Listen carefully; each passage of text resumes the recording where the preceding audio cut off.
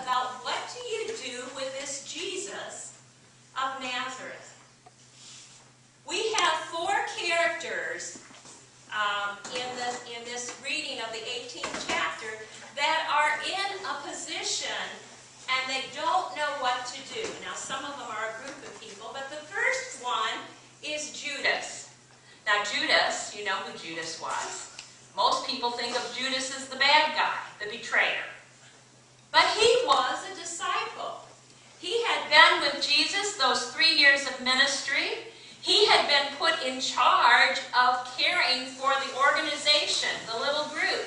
When money was given to support him, he had it. When Jesus says you need to take care of that, what did he do? He had the money to give, to care for the poor, whatever. So why would Judas betray Jesus? I want you to look at each one of these characters or groups and think about, could I identify with that person?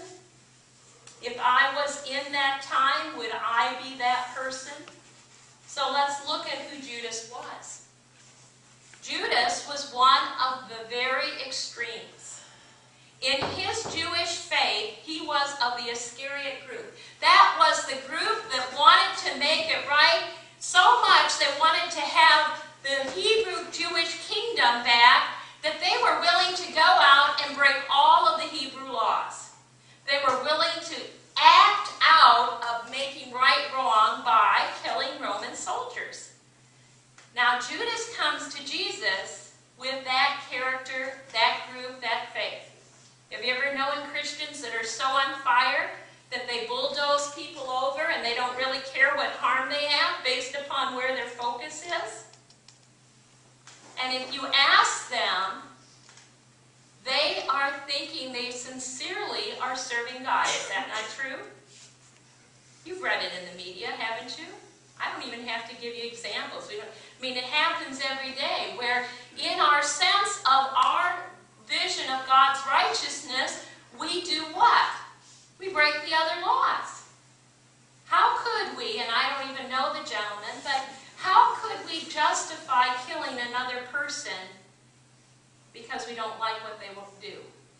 But haven't we done that over history, time and time again, up until the point that a doctor is killed?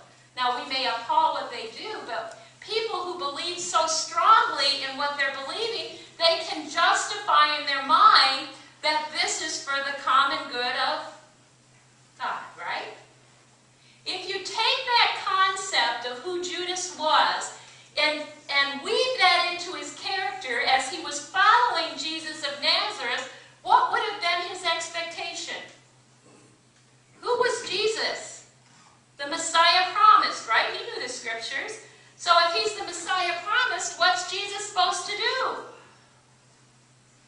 Set up the kingdom now, right?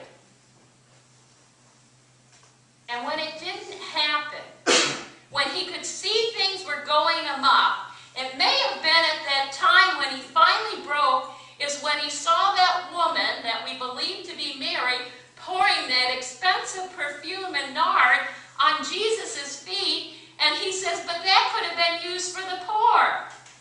That he finally decided, I got to help Jesus get out of this business of being so compassionate. It's time for him to take a stand.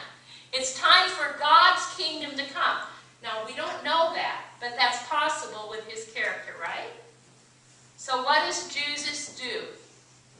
To get the ball rolling, he betrays. He makes a deal with the enemy. How many times in history have we heard that happen? Because the motives in their mind is the end justifies the means.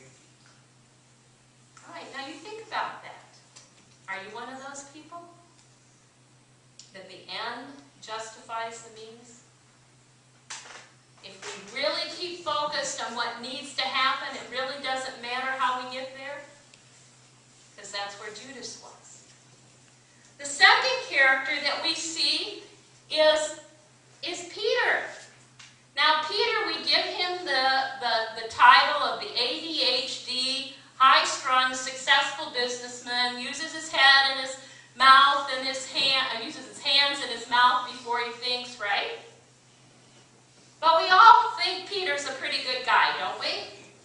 We know that Peter has been one of the circle of the chosen with Jesus, and Jesus has already anointed him and claimed that upon his faith, the church of God is going to be built after he leaves. So here's the rock of Peter, who is doing all he can to serve God faithfully, and he's going to defend Jesus, right? In the garden, what does he do? He cuts off the ear. He's ready to go to war. All right? If we're going to die, we're going to die fighting.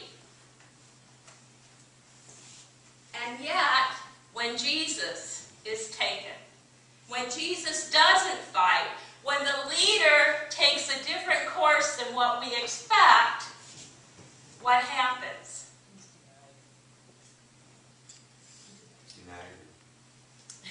Peter denies him. Peter looks out for his own skin, doesn't he? Peter becomes afraid. He's afraid, he's confused, he doesn't know what to do.